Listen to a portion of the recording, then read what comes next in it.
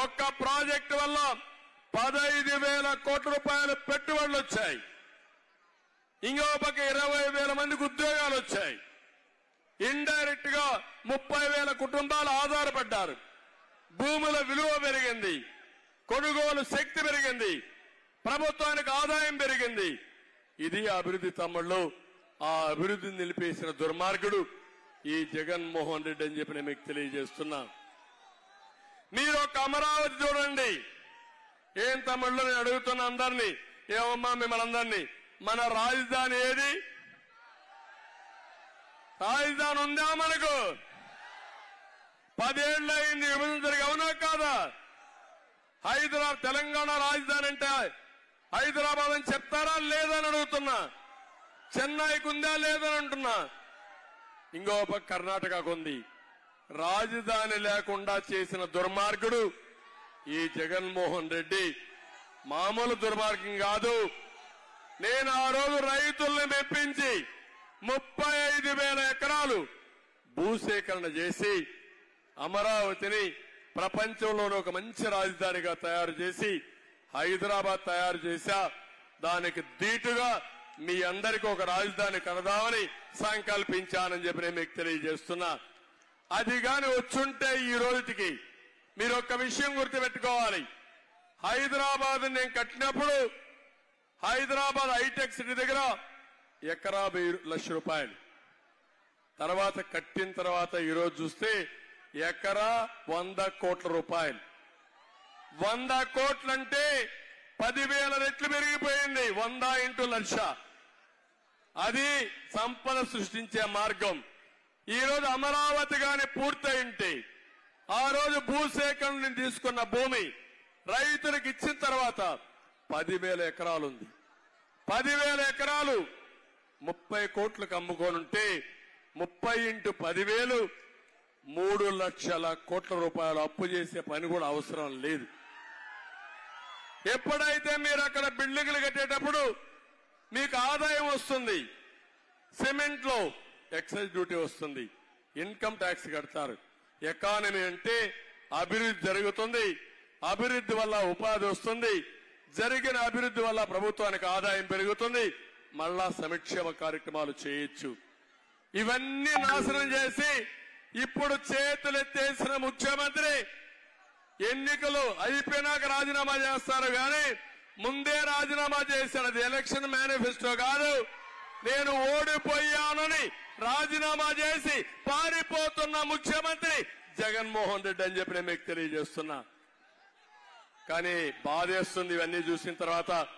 అమరావతి పోయింది, పోలవరం పోయింది, special status పోయింది, చెప్పినట్టు అన్ని పోయి మీరందరినీ చూస్తే దగ్గర మీ అందరూ కూడా ల్యాండ్, శాండ్, వైన్ అన్ని కూడా ఇష్టానుసారంగా చేశాడు.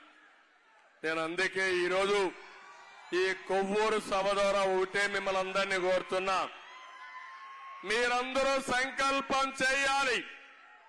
రాబోయే రోజుల్లో వైఎస్ఆర్ కాంగ్రెస్ పార్టీని చిత్తుగా ఓడించి భూస్థాపితం చేస్తామని గట్టిగా సంకల్పం చేయాల్సిన అవసరం ఉంది.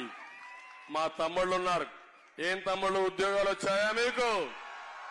వస్తాయా మీకు? జాబ్ క్యాలెండర్ ఏమైంది? డిఎస్సి ఏమైంది? అందుకే హామీ ఇచ్చా, నేను వస్తానే మొదటి సంతకం మా తమ్ముళ్లకు డిఎస్సి పైన పెడతా. మెగా డిఎస్సి ఇస్తా. గ్రూప్ 1 పెడతా, గ్రూప్ 2 పెడతా, ప్రభుత్వ ఉద్యోగాలు ఇస్తా. ఇవి కాకుండా 20 లక్షల ఉద్యోగాలు 5 ఏళ్లలో, సంవత్సరానికి 4 లక్షల ఉద్యోగాలు ఇచ్చే బాధ్యత మాదిరి మీ అందరికీ హామీ ఇస్తున్నా.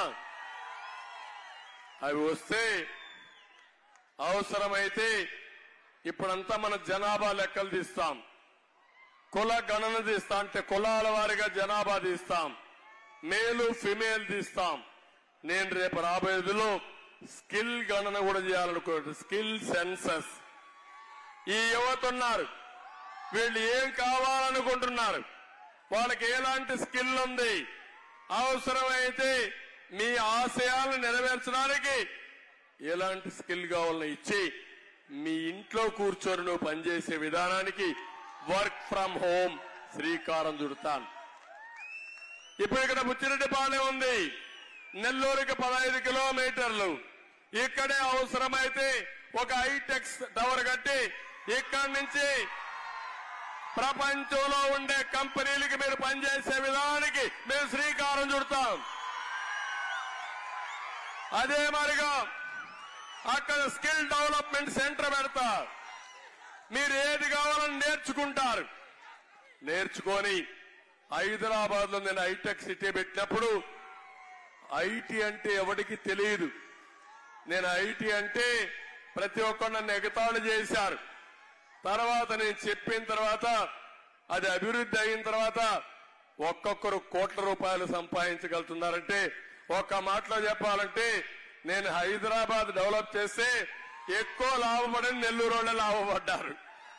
ఇక్కడుండే పారిశ్రామికవేత్తలు ఇక్కడ అవకాశాలు లేవు కాబట్టి అంత మునుపు చెన్నైలో ఉన్నారు, తర్వాత హైదరాబాద్కు వచ్చారు, బ్రహ్మాండంగా సంపాదించుకున్నారంటే అవకాశాలుంటే ఆకాశమే హద్దుగా మన వాళ్ళు ఎదిగే అవకాశం వస్తుంది.